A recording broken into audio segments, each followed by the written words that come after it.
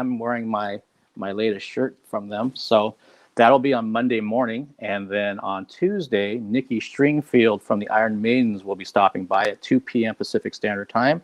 And Nikki is an amazing guitar player. She also does her own work, and she's playing with that other band, which I keep wanting to call it Heaven Sent, which I know is not correct. But anyway, if you follow me on Instagram at Eclectic Arts Media, that's where everything gets posted first, and then it eventually migrates over to Facebook. And then if you're watching things on YouTube or Twitch, then I always have things updated. And I just updated the schedule for Twitch a few moments ago. So we're ready to go.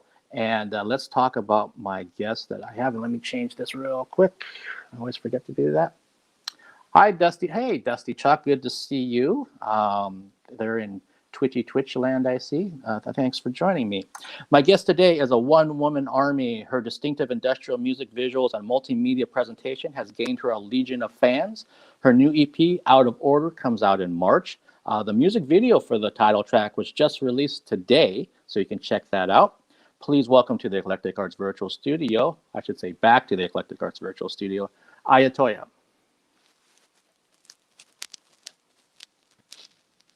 Hello. Hi.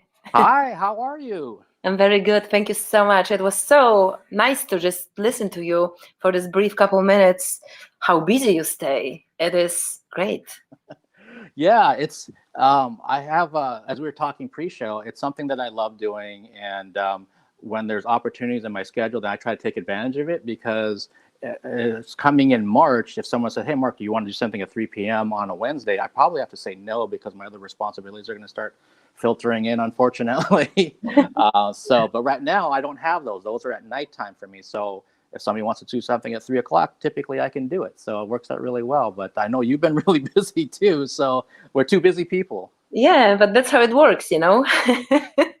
It is how it works. So before we get into the EP and the songs and the music video, how have you been doing since I last talked to you in July? I've been, in a pandemic mode, right? Obviously. So in July, we already touched that. And then obviously pandemic was carrying on, isolation, lockdowns, back and forth. So like everybody else, I've just tried to survive that time. And, I've been busy. I've been busy creating Out of Order EP and all the art around it. And yeah, that's basically how the majority of the time ever since I last was able and had a pleasure to speak with you was.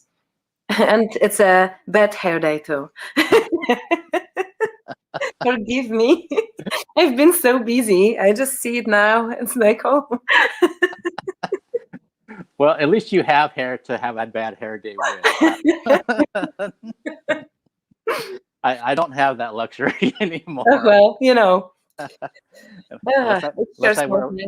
unless I wear a wig or something.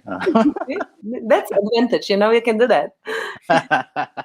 Well, yeah, it sounds, again, like we were talking pre-show. I follow you on social media, and I see all the things you've been working on, and it's things related to your music. It's things related to the production and how everything looks and the video stuff. And then I know that you moved to a home, and so you do, and actually, like you just talked about, you're kind of in the midst of all that right now, trying to renovate the home. And so that's kind of that's keeping you extra busy on top of everything else.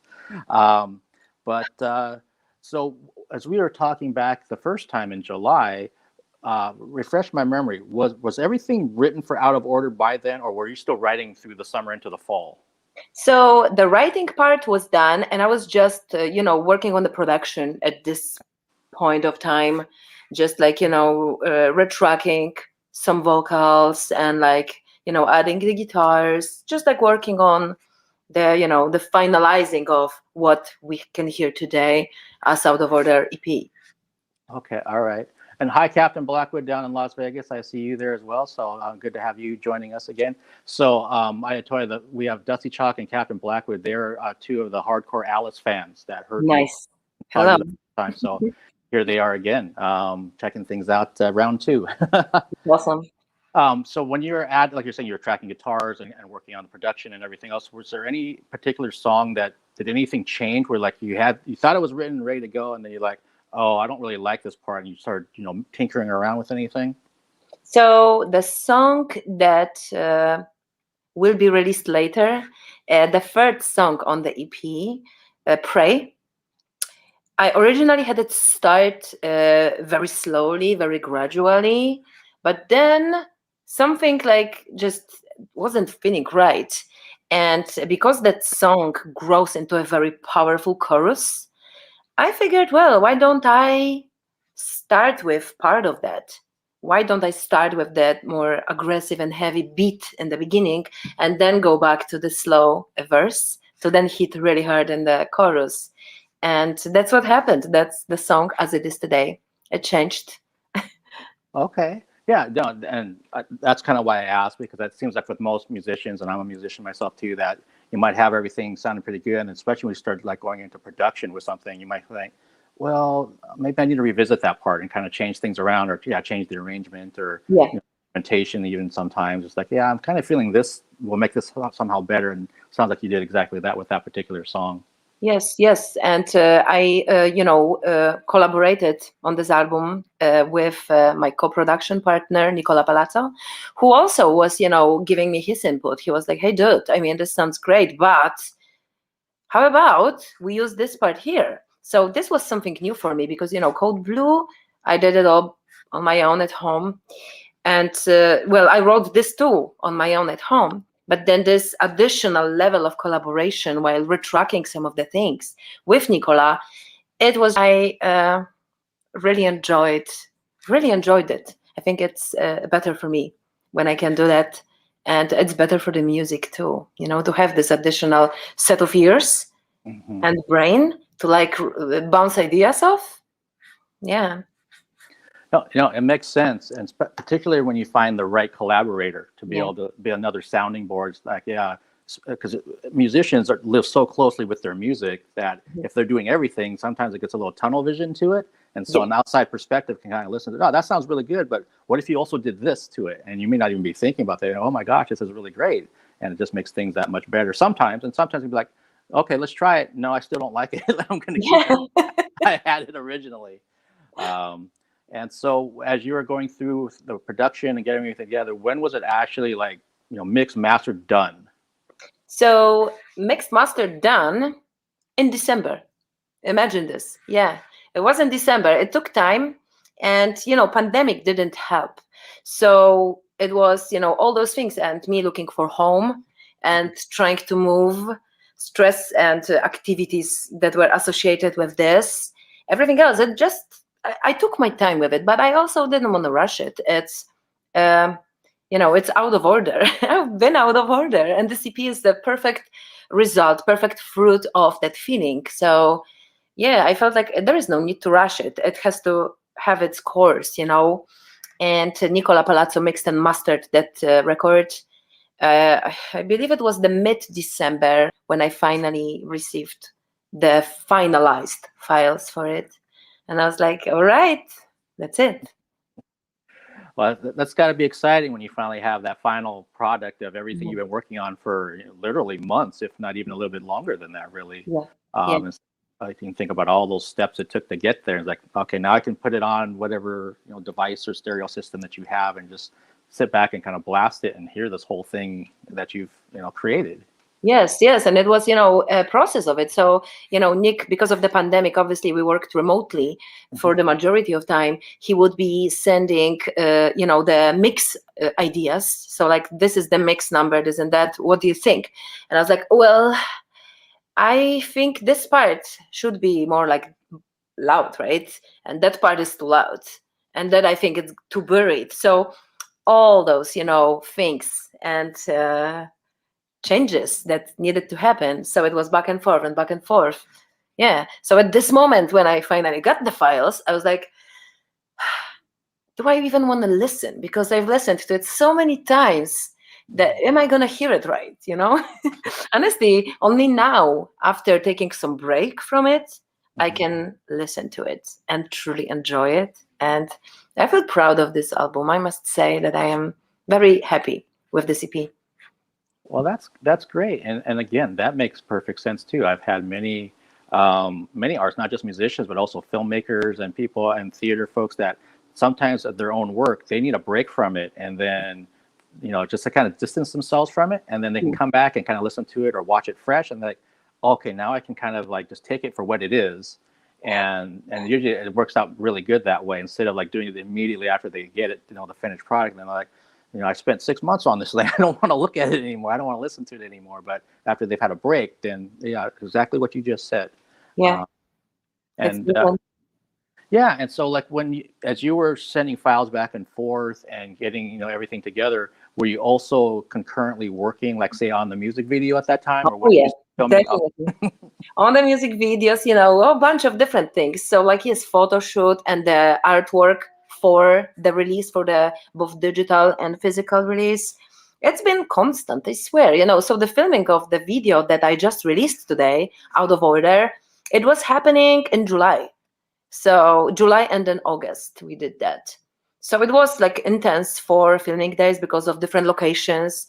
Joel Lopez of Lumbra Production, who was my video partner, he just did such amazing job on this video, and so thankful for being able to collaborate with him. He built the scenography for the room scene on his own. He used his garage space. He literally put walls in there and put furniture, all that stuff. I painted art that hangs on the walls. So I did that and then framed it and we hung it there. And yeah, but it was just crazy intense video. And I'm excited that it's out now. Yeah, no, I watched it today, and obviously I put a small clip of it before we did this interview, and it looks tremendous, and it really, I think, captures, like you said, Out of Order, and how this past year was, and just kind of everything just being just kind of crazy and doesn't make a lot of sense in terms of just that kind of sense of chaos that's been going on. And yeah. I think it translated into how that video came across, which is really a compliment. That's awesome. Thank you so much. Yes, we tried to show this lockdown emotions that were happening, and also all the media stuff that was going on, all the noise on TV. So a lot of misinformation and being almost trapped, not just in our own spaces, but also in our heads. And at some point you explode, but then after you destroy everything, you try to find a way out, the walls are still there. There is still no way out, Yeah, no, I know. I've had a chance to talk to many different types of people from very different viewpoints during doing these virtual interviews, and even for myself, when I turn everything off and I turn on the news or whatever, you're like, oh my gosh, and then you start getting inside your head a bit, and then when you think you're kind of past it, it's like, well, not really. It's still there. Yeah, it's very hard. I highly admire everyone who stayed cool through this nightmare time, and many creatives who remained busy and kept their art going. It's just not easy, At the same time, everybody who was not able to do this, don't beat yourself up, because the most important mission is to survive this time, so that we are alive. Yeah, that's very well said. I feel exactly the same way, that those folks that were out there being artistic and creative for, through 2020 and into this year, much respect to them. But I also completely understand those who it was just a trying time. They're not in that space to be able to do it yet. So it's like, hey, eventually maybe you will be, but don't sweat it right now. Yeah, it's gonna come back. Yeah. Oh, no problem, Dusty Chalk. Yeah, hopefully you can get your network going back east, but it'll definitely be on YouTube, and it should stay on my Facebook if they decide not to be ding dongs and censor me, which I've had a problem with Facebook doing recently. But it will be on YouTube for sure. But I wanted to ask you, when you were filming in the summertime for the video, was it, where you're located, was it easy to do it in terms of like just shooting it outside and not have to deal with the mask and all the protocols, or yes. How were things back then? So we've had very limited team, and me and Joel, together with Joel of Lumbra Productions, we were one of the people, we just decided we're gonna see each other frequently. So we were sort of in the group together for that time, and we are just friends, we are close friends, so we frequently meet together. Like, we're gonna meet this Friday and hang out a little bit. So he's one of the people in my circle, and I am in his. So it's sort of like a family thing that we have. Now with the makeup artist and the actor, we've been social distancing, and we've been, she, the makeup artist, she had a mask on. Was just like whatever we could do. Obviously, I couldn't have a mask on because I had to have a makeup done. But we just tried to be as safe as possible, and that was really it. We've had one more person that was with us. He was helping us with choreography for the fight scene, and he's an amazing Zumba instructor, dance instructor. His name is Ahmed, and he is a cosplay artist. Oh, cool. That's awesome. So yeah, the group was small enough to where we felt comfortable, and I guess, it ended up good. There was a little risk in this, obviously, but we were for the majority of time, we were outside. So that was a good thing. We've had air surrounding us, and nobody got sick. So, and I should have got sick because I drank Chicago River during the fight scene in the water. And Chicago River is not clean. It's really disgusting. And we were fighting so well. I told the actress, because she was very concerned about pushing me into the water. And I told her, well, just fight. Fight as if you were to fight for your life. And I promise I will fight back. And so I did, and she did. She got me so deep and underwater, and I drank it. It was not good.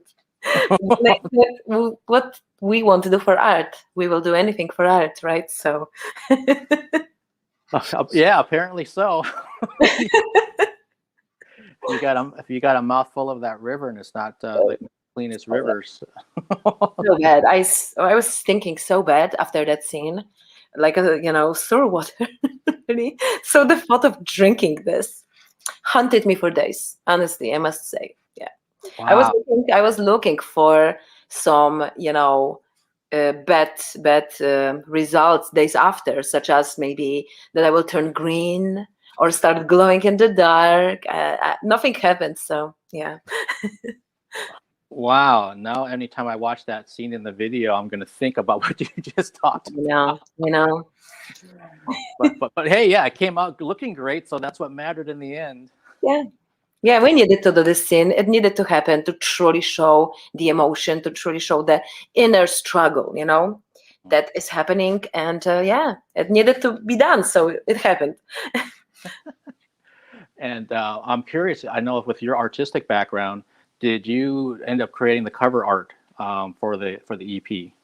So I worked with amazing artists for the cover art. This time I wanted to do something very special for this EP. And I decided that my own skills and my own abilities will just not cut it. I wanted something super extra. So I reached out to Krzysztof Babiracki, who is a friend of mine. He is currently residing in Chicago, but he's won multiple awards in Europe for his art. He's a painter and a photographer, and we've worked before. He's a great person, great collaborator, and he was very enthusiastic. He right away was like, yes, I would love to do this with you. So we did the photo shoot. And there is actually on my YouTube channel, there is some footage from behind the scenes of this photo shoot for the cover art, for all the covers of each single, and then the main one. Yeah.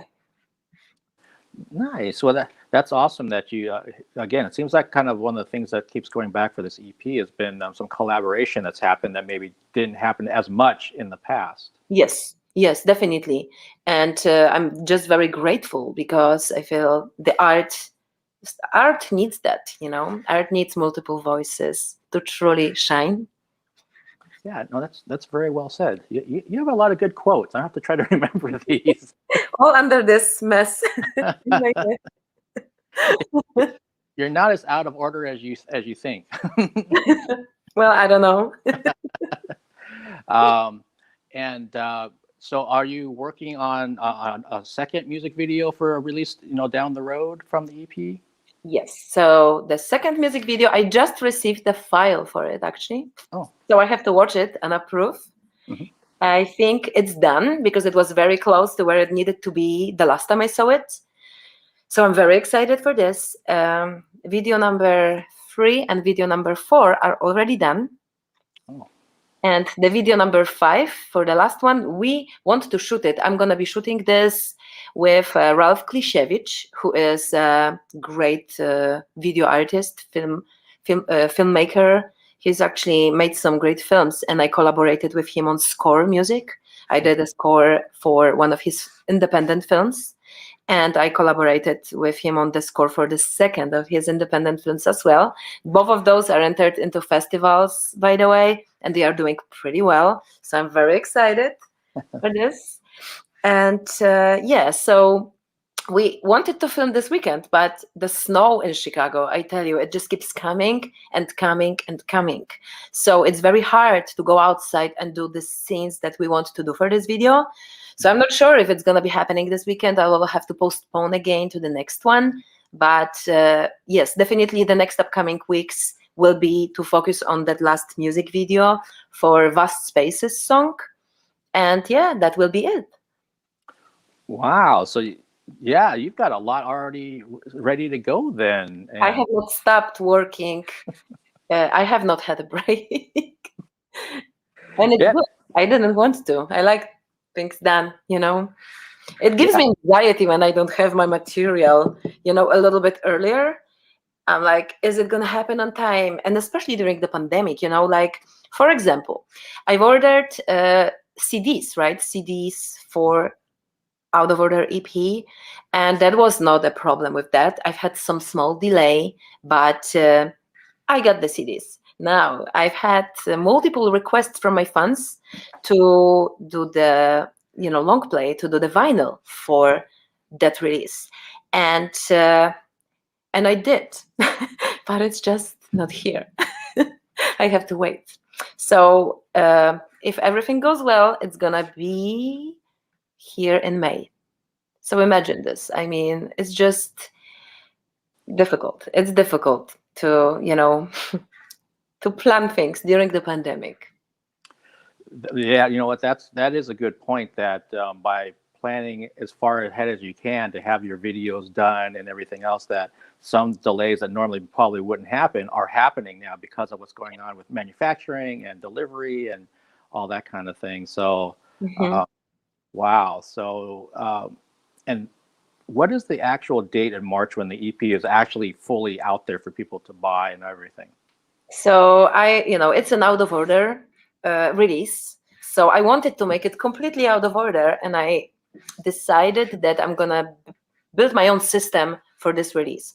So the EP is now available for the pre-order on Bandcamp, and everyone who pre-orders, who goes to my Bandcamp and clicks pre-order, gets the first single right away. You can download it, you can own it, or you can just stream it, whatever you like. Now the EP itself on Bandcamp will be out March 26th. So everyone who pre-orders the EP on that day, they will get all the 5 songs, and they will have it. Now, with every other platform that is worldwidely distributing my music, it's not going to be the same. So the first single is now available on Spotify as of last Friday, and those dates will be coming a little after the Bandcamp dates. So the second single I'm going to reveal on Bandcamp in February 26th. It's going to be coming out. And then on Spotify, the same song will be coming out March 12th. So I'm just doing totally out of order. I'm breaking the system, basically, totally breaking it. Because I feel that out of order needs to be fully out of order. It can't be normal. Well, I like your thought process that you're trying to have the theme of out of order permeate the releasing and everything else that goes along with it. Yeah. And I do particularly like that you're utilizing Bandcamp, because everything that they were doing for artists and continue to do for artists now compared to some of the other platforms. I mean, they've been doing what they can to help. The first Friday of every month. I swear, yes, and like all my fans on Bandcamp, I want to thank you so much, because it's everything, it's everything. I get so much love on this platform. Everybody who goes and orders my EP, and every time I get the click, that someone ordered. I'm just like, thank you, thank you. That helps make it all worth it when people are so supportive of everything. And I think, especially since, like in your case, you've been working so hard during this time, that there's people, because of the way the pandemic's been so crazy, more and more new people are going to be able to check out your music, check out interviews, anything else that you've done, so that when we eventually get to live events, you're going to have more people, I think, showing up to shows. So this is really valuable time. Yes, exactly. We cannot, get suppressed by the idea of not being able to go out there and share the live music experience. We have to keep going for the connection, in any way we can. And I just feel like I can offer this kind of connection to my fans by creating more art, by creating more music and visuals around it, and being out there and talking to them and, reaching out. Yeah, and so it's kind of right along with that idea. Do you have any plans or any kind of like live stream content, a little concert preview, anything like that? I really want to. I have not started working on my live show production for the new material yet. And it's because I've been incredibly busy with the new place, with moving, with construction going on, flat. Disaster by disaster, that was just like, oh, why it's happening. But yes, I definitely want to. So I'm not sure it's going to happen exactly for the release time, but I really would like to, at some point this year, before we get live music back, do a stream show. And I will do my best to make it happen. Yeah, and I was thinking, with all the multimedia aspects you have of your previous live show and performances, that you would actually be a really good artist for when you get a chance to actually perform live in front of people, to kind of combine both of these worlds, where you could have your live concert, all the multimedia stuff, but also possibly stream it out at the same time to people that couldn't be there, locally or whatever city you're doing it in. Yes, I think so. And I would do it earlier. It's just that I've been busy. Honestly, I've been busy. So I regeared my focus from live that was not really live into creating all the content. And now that I have the content almost created, there is some things I still need to do, like this last video. But I'm hungry to play the show. And it's not going to be the same. I always say, I love when my fans can see the sweat running on my face, and then we hug after the show. We have this, like, it's different, but we can't have that, right? We can't have that now. So I'm going for what we can. Yeah.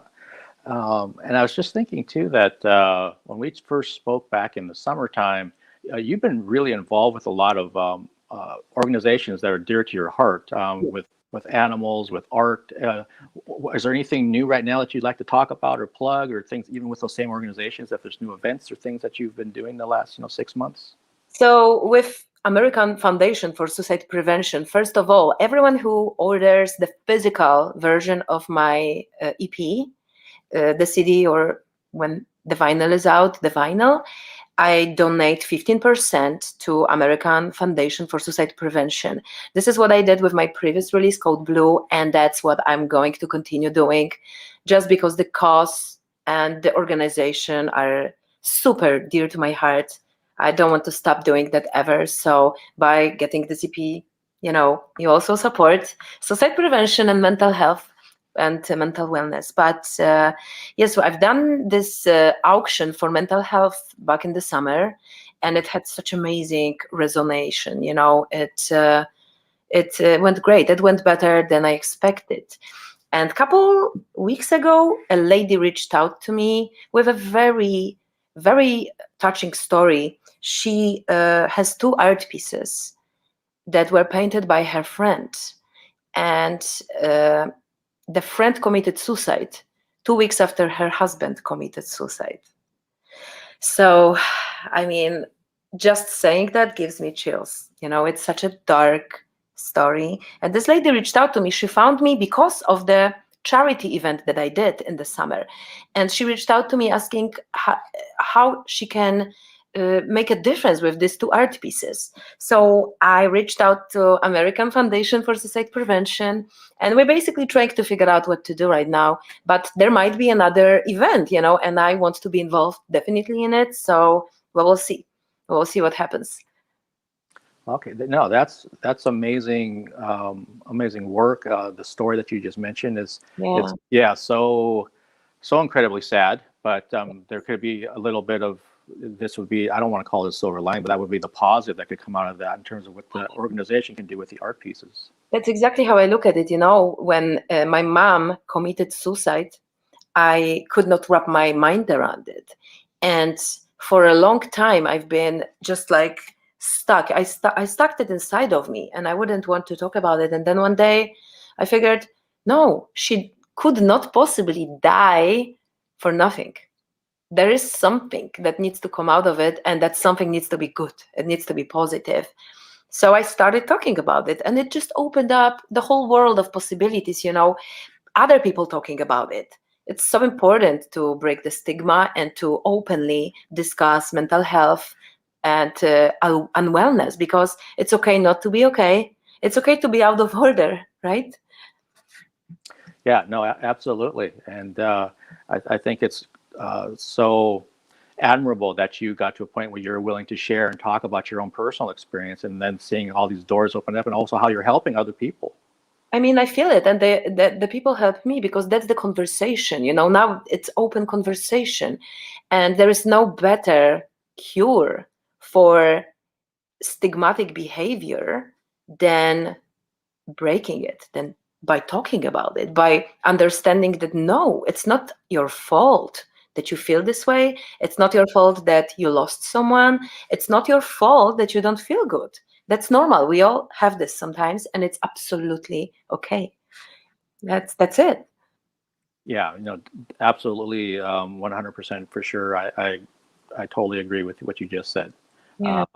And I also know, but yeah, you're a big animal lover, and you've been supporting for a long time. And well, first, let me ask you this: how is Bennick doing?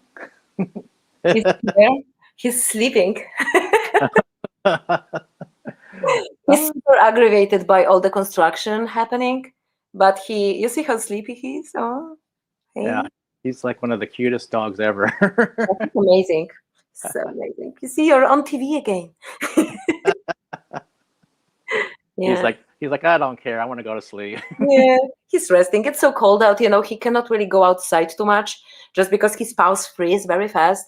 I use the paw protector for those little guys, but it still doesn't work. It's just extremely freezing right now. So he's bored and just like, oh, let me sleep.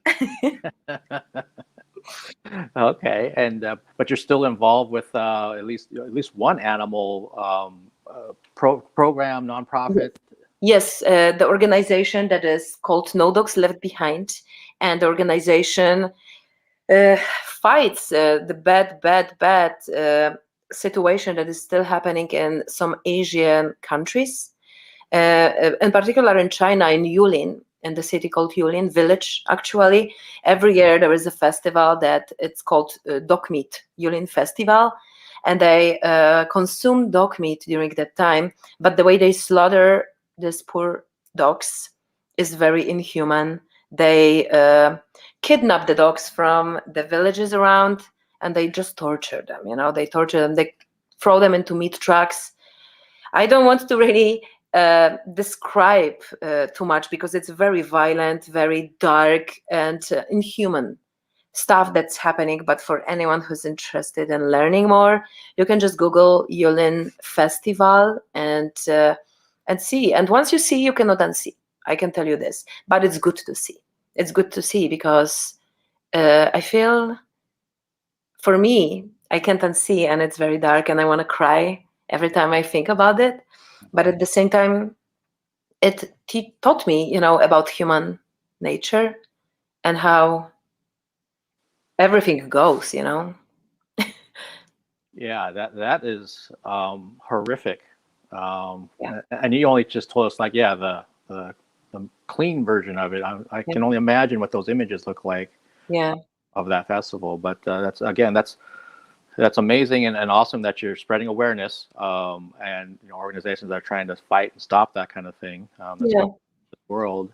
Yes, And the organization does great things because they educate younger generations about it, and it's changing. It is changing. There are petitions against the festival. The festival was stopped multiple times. It's just that the people who don't understand, they are so deeply enrooted in the culture of what's happening, they don't fully embrace the tragedy that is actually occurring because of that. So the fight is on, and it's gonna be, years until there is a change. But the change never happens if we don't fight to begin with. So very, very true.